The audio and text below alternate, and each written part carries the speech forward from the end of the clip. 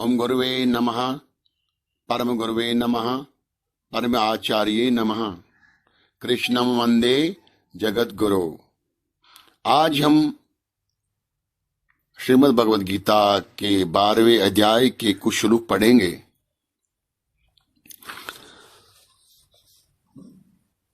बारहवें अध्याय को भक्ति योग की अध्याय भी बोलते हैं।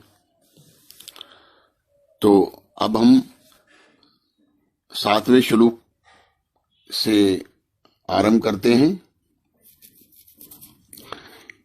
ये दरअसल ये श्लोक नंबर 7 है। तेषाम अहम समुद्रता मृत्यु संसार सागरात भवामि निच्रात पार्थ मयि आवेशित चेतसाम्। हे अर्जुन, उन मुझ में चित्त लगाने वाले प्रेमी भक्तों का मैं शीघ्र ही मृत्यु रूप संसार समुद्र से उद्धार करने वाला होता हूं। For them whose thought is set on me, I become very soon, O Parth, the deliverer from the ocean of the mortal samsar। ये भी एक प्रॉमिसिंग श्लोक है। इस भगवान इस श्लोक में वचन देते हैं। और अब ये भगवान के नजदीक कैसे आना है, तो कौन सा अभ्यास करना है, इसकी बात आगे करेंगे। श्लोक नंबर 12वें अध्याय के श्लोक नंबर 8 में मयि मयेव मन आदित्सव मयि बुद्धिं निवेशय निवसिष्यसि मयेव अति ऊर्ध्वं न संशयः।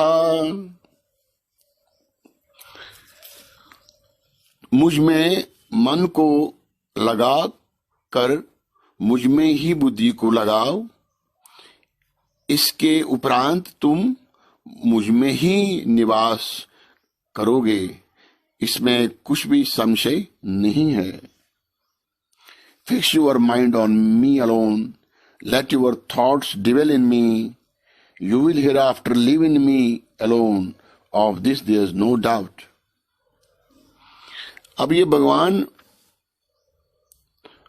अपने में ध्यान लगाने के लिए बोलते हैं।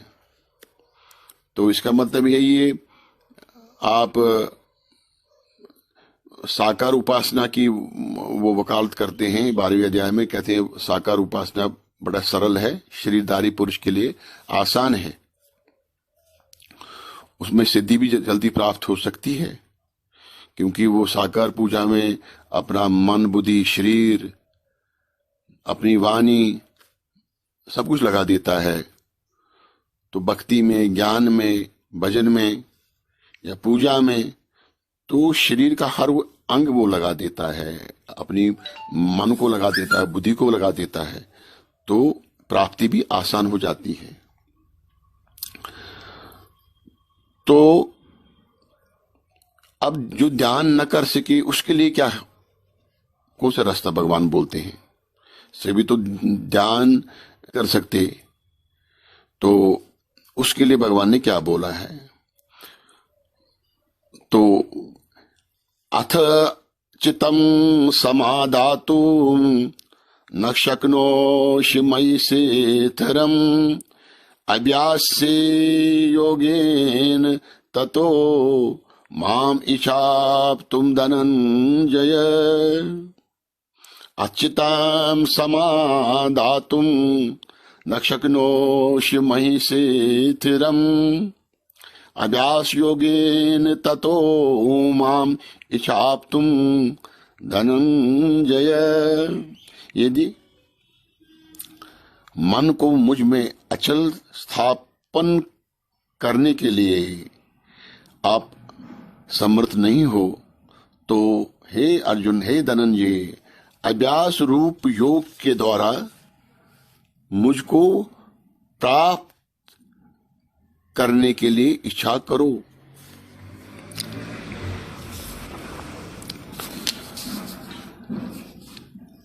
If you are not able to fix your mind steadily on me, O Dhananjay, then seek to reach me by अभ्यास योग। कॉन्स्टेंट प्रैक्टिस से आप मुझे प्राप्ति कर सकते हो। जैसे अगर आप रोज मंदिर जाते हो, आप रोज मंदिर जाओ, अभ्यास बन जाता है।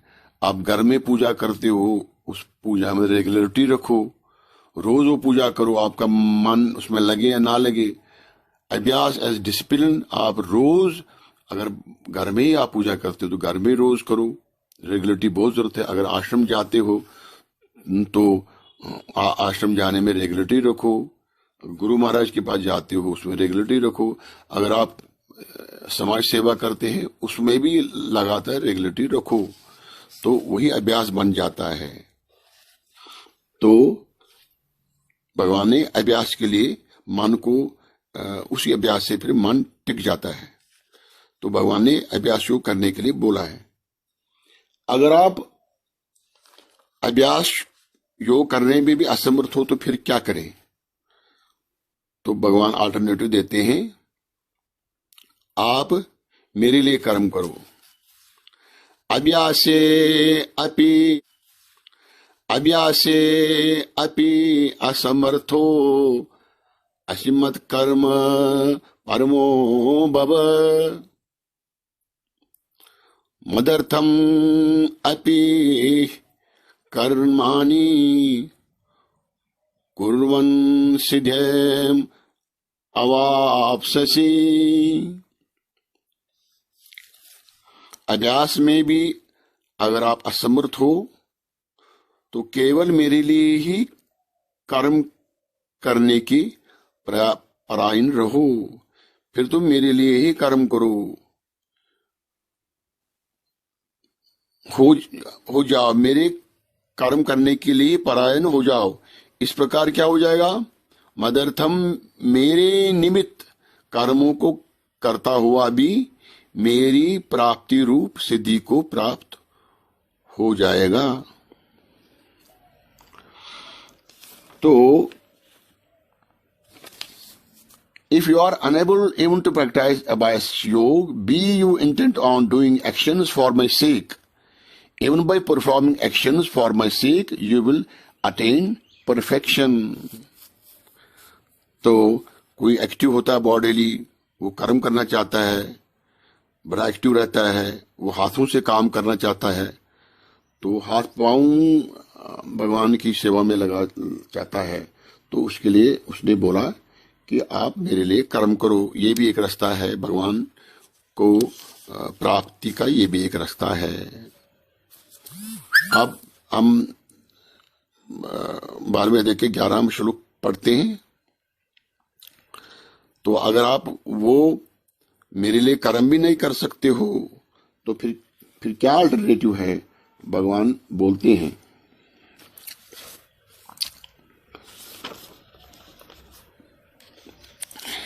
अतीतद अपि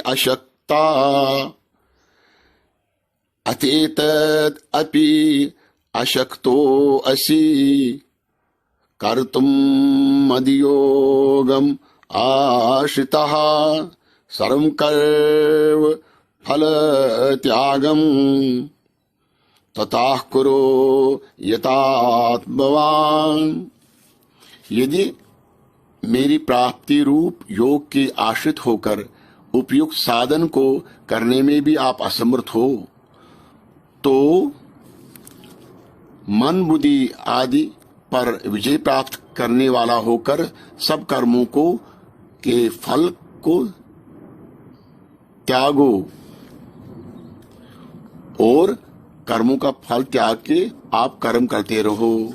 जो आप घर में कर्म करते हो, अपनी फैमिली के लिए काम करते हो, आपको सोशल वर्क करने का टाइम नहीं है, गुरु को जाने के पास टाइम नहीं है, समाज सेवा करने के लिए टाइम नहीं है, जो आप अपने घर के लिए काम करते हो, फैमिली के लिए काम करते हो, जो डोमेस्टिक वर्क करते हो, confined to your own family हो, उस कर्म को भी आप पूजा बना सकते हो कि आप कर्म करो एज ड्यूटी, एज कर्तव्य, और कामना करने के बगैर जो आप समझो भगवान ने मुझे ड्यूटी दी है, तो कामना के बगैर तो वो भी मेरी पूजा बन जाती है। भगवान बोलते हैं 12वें अध्याय का 12वां श्लोक ये बोलते हैं,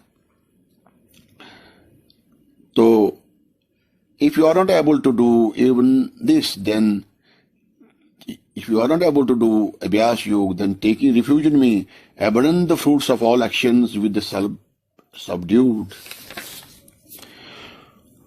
Shriyo hi jnanam abhyasat jnanat dhyanam visheshyate dhyanat karm phal tyaga tyagat shanti anantaram।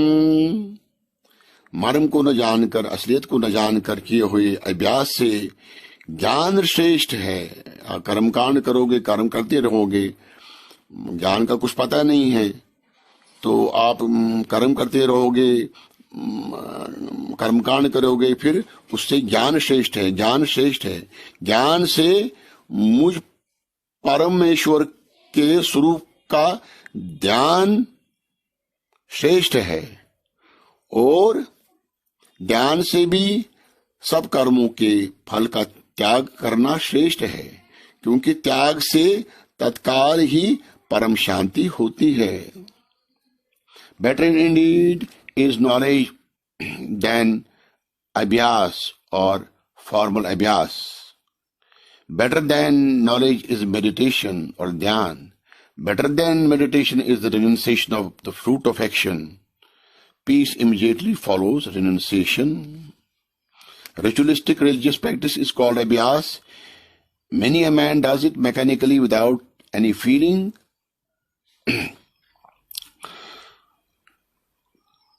He knows nothing of the principles underlying this action. There is another man who is not given to this habitual formalism, but who knows theoretically that the cognition of the divinity should commence at the temple, but that it should not end there. Adoration ought to be extended in all directions. This second man's act of understanding is better than the first man's act of ignorantly observing a formality. तो ये भगवान बोलते हैं, ओम कृष्णाय वासुदेवाय देवकी नंदनाय च नंदगोप कुमाराय श्री कृष्णाय नमो नमः।